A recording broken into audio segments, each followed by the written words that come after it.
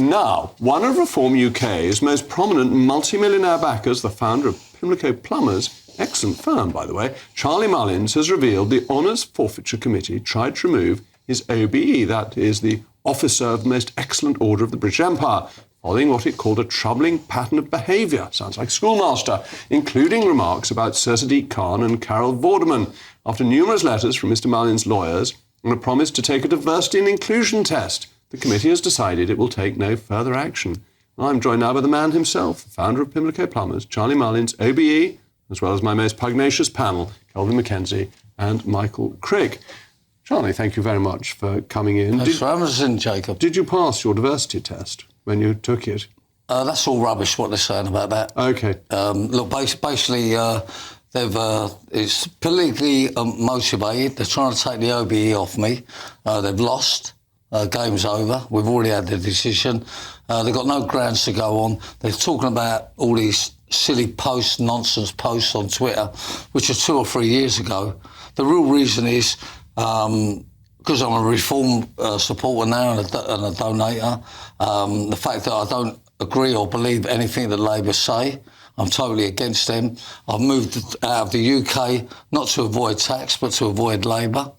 That's what it's about. It's a personal attack. OK, but you did say some pretty unsavoury things about Sir Sadiq Khan, didn't you? I said a couple of throwaway comments. OK, the sort of thing somebody might say in the pub. I can't even... Sorry? The sort of thing somebody might say in the pub, that, you know, he's a dreadful man. Say what you want. What I'm trying to say is if you don't But you put it on Twitter. Sorry? But you put it on Twitter. There were some comments on Twitter, and I made a comment on Twitter. I made a comment about Carol Vorderman. I made a comment about a joke at Indian Curry Awards. I mean, you know, it's freedom of speech. Freedom of speech. But didn't you suggest actually violence against... Sorry? Didn't you suggest violence against... You're having a laugh, aren't you? Well, I think... But I suggested violence. Yeah. Not at all. Well, I think that's what your tweets... Well, they can say what they want. What was said is...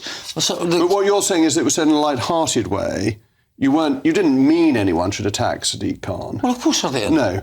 And that, therefore, it was really an opinion that he was a bad mayor. Oh, well, everyone knows that. Well, every taxi driver in London, yes, very clearly. And the Forfeitures Committee, what do you know about it? Do you know the members of it? Did they tell you who belongs to it? Because it seems to me it's a very secretive committee. Well, you know yourself, it's... no, they don't tell you it's, but we all know it's the old school-time mob and the handshakes, all that lot. We know... Look at him laughing. Well, you know what I'm saying. So it's all that mob that's in it. They're all drinking from the same teapot, right?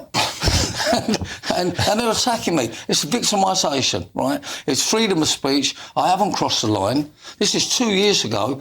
And you know, they're also coming up about something about Carol Vorderman. Who's interested about Carol Vorderman? What did you say about Carol Vorderman? Do you remember? I said that she's a bad ambassador for the RAF.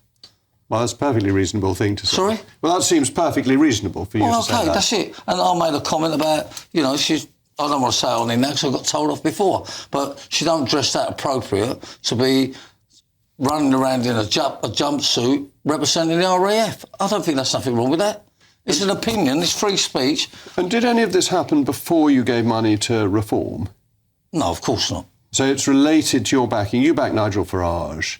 And then once you did that, then Labour came after you. Well, look, as I say, it's a personal attack on me. It's I'm being victimised. My lawyer said to me, under no circumstances can they take your OBE off you. It took me 50 years to get it, and you've got these busybodies sitting around the table, right, you know, saying, oh, he said this, she said that, he said this.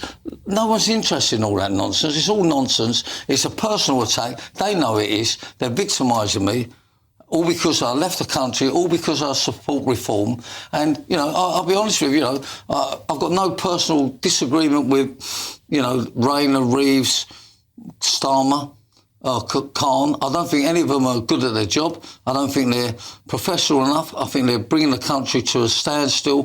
That's what I'm saying about them. But, you know, there's no threat of violence. There's no threat of, you know, if I see him here, like, all right, I want to talk to him, but, you know, I ain't got no personal grievance with him. Brilliant. Well, thank you very much. Let me bring the panel in. Michael and Kelvin, what should the standard be? What should the bar be for taking away an honour?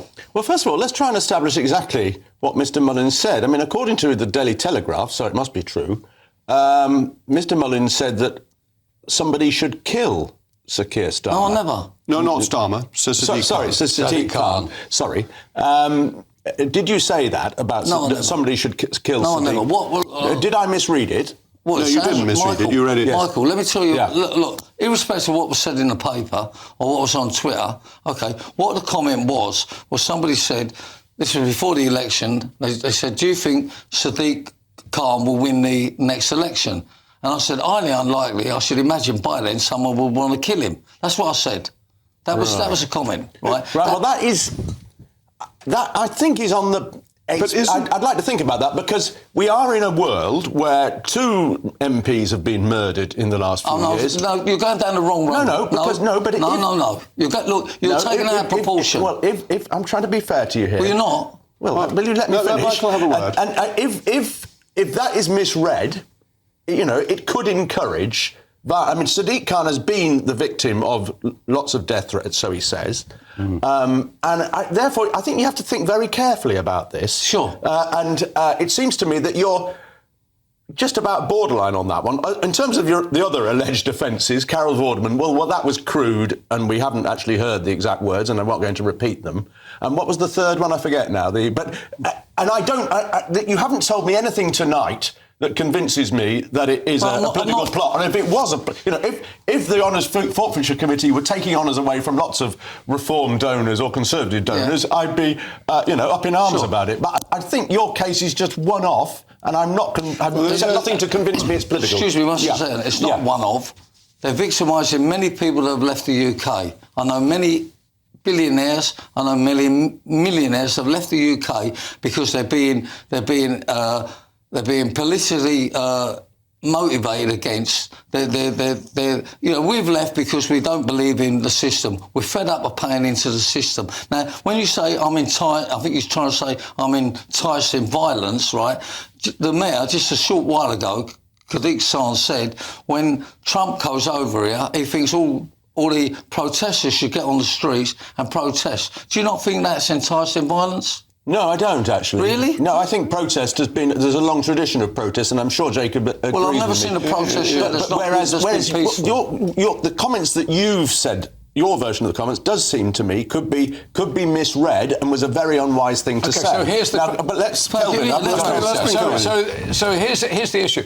Who are these people? Well, we don't know. Right. And four members are anonymous. So they should discuss this in public, because if there is a suggestion that it is political, right? If there's a suggestion, if you're talking about the shape of some woman or something, I can't believe this is about somebody losing their right to something that they, as Charlie has pointed out, has spent 50 years building a business. Is he really going to lose his OBE or whatever under those circumstances? Didn't there used to be a very simple rule? And that is you lost your honour if you went to prison. Yeah. And that wasn't arbitrary. That was part of the punishment of committing a crime. What's happened now, actually, because of Sir Fred Goodwin, there was a huge popular outcry to take away a knighthood from somebody who hadn't committed a crime but had done a lot of damage to the economy. Correct. And that's been open season then to say, we don't like this person's views, therefore let's attack his honour. Paula Venables is another that's Paula example. Venables. So she gave hers back, which I think was actually a better answer, because I think we need to go back to saying you lose your honour if you've committed a crime, or you're an enemy of the country, because we took it away from her. And Mr. Mullins had said what the Telegraph reported him as saying, but he denies it. No, I never denied it. Oh, Stop he was just phrasing it putting it in context. Ask me the question, I'll give you the answer. Don't ask the Telegraph, as I said, but anyway, Charlie wasn't charged with incitement to violence or making a death threat or any of those things. Yes, if any of those things... he might have done. Yes, if any of those things had appeared in court, that would be a different case. That's right. But now what we've got is we've got a load of people who we don't know. Well, I agree with you entirely on this, and Charlie, we should know who the Honours Forfeiture Committee are. We should know. They are all Freemasons, as you say.